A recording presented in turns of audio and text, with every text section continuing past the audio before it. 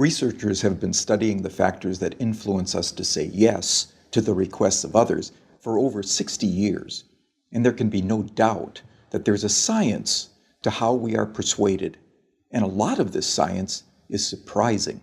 When making a decision, it would be nice to think that people consider all the available information in order to guide their thinking, but the reality is very often different.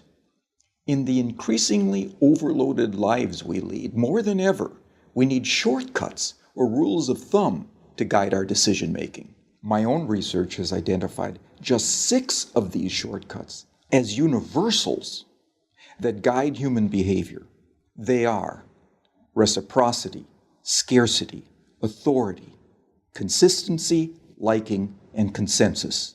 Understanding these shortcuts and employing them in an ethical manner can significantly increase the chances that someone will be persuaded by your request.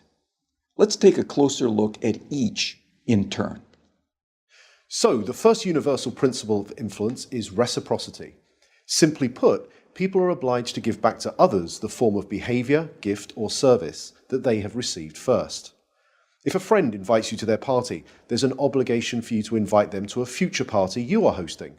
If a colleague does you a favor, then you owe that colleague a favor. And in the context of a social obligation, people are more likely to say yes to those that they owe. One of the best demonstrations of the principle of reciprocation comes from a series of studies conducted in restaurants. So the last time you visit a restaurant, there's a good chance that the waiter or waitress will have given you a gift, probably at about the same time that they bring your bill. A liqueur perhaps, or a fortune cookie, or perhaps a simple mint. So here's the question. Does the giving of a mint have any influence over how much tip you're going to leave them? Most people will say no, but that mint can make a surprising difference. In the study, giving diners a single mint at the end of their meal typically increased tips by around 3%. Interestingly, if the gift is doubled and 2 mints are provided, tips don't double. They quadruple, a 14% increase in tips.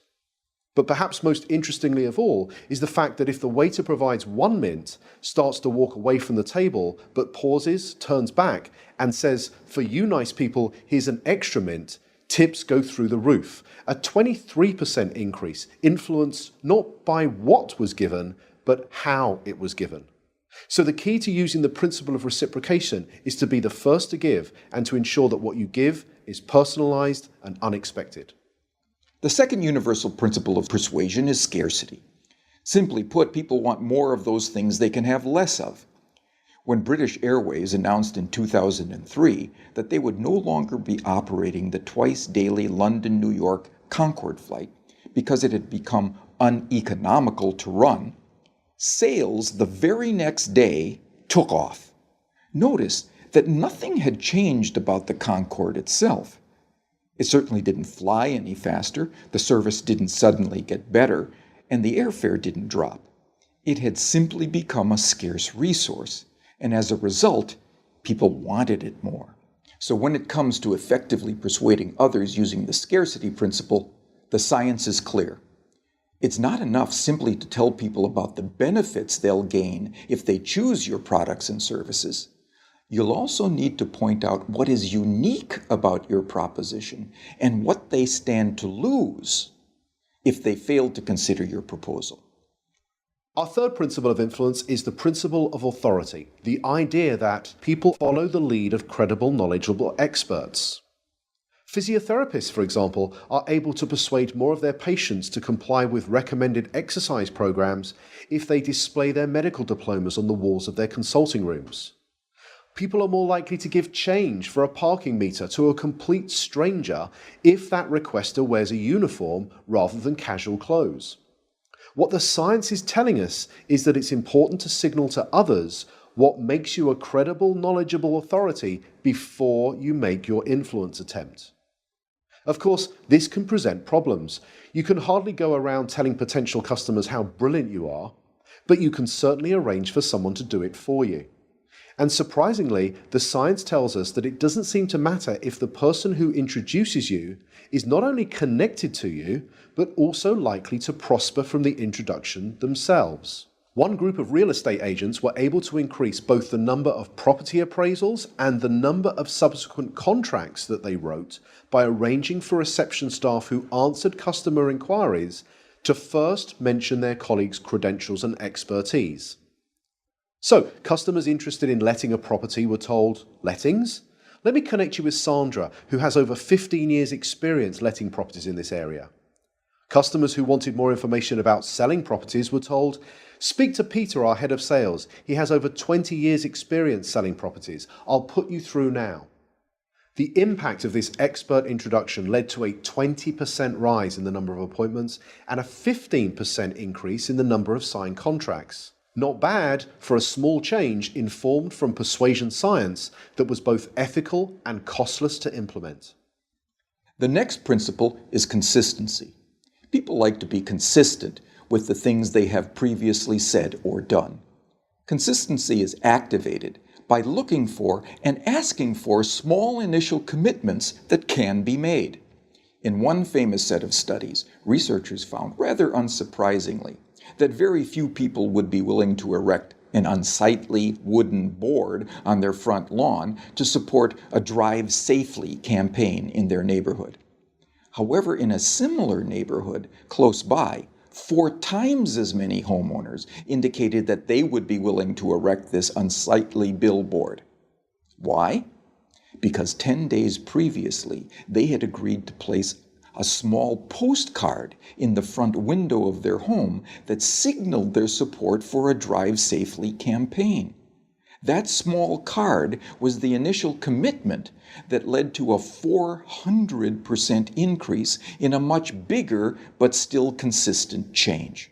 So, when seeking to influence using the consistency principle, the detective of influence looks for voluntary, active, and public commitments, and ideally gets those commitments in writing.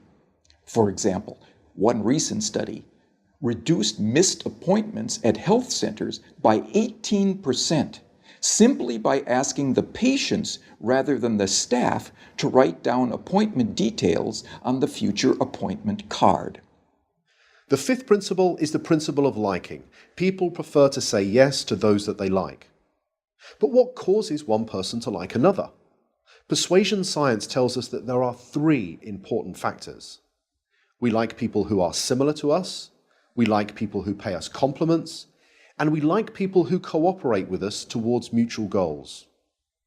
As more and more of the interactions that we are having take place online, it might be worth asking whether these factors can be employed effectively in, let's say, online negotiations. In a series of negotiation studies carried out between MBA students at 2 well-known business schools, some groups were told, "Time is money, get straight down to business." In this group, around 55% were able to come to an agreement. A second group, however, were told, "Before you begin negotiating, exchange some personal information with each other. Identify a similarity you share in common, then begin negotiating." In this group, 90% of them were able to come to successful and agreeable outcomes that were typically worth 18% more to both parties. So to harness this powerful principle of liking, be sure to look for areas of similarity that you share with others and genuine compliments you could give before you get down to business. The final principle is consensus. Especially when they are uncertain, people will look to the actions and behaviors of others to determine their own. You may have noticed that hotels often place a small card in bathrooms that attempt to persuade guests to reuse their towels and linen. Most do this by drawing a guest's attention to the benefits that reuse can have on environmental protection. It turns out that this is a pretty effective strategy, leading to around 35% compliance. But could there be an even more effective way?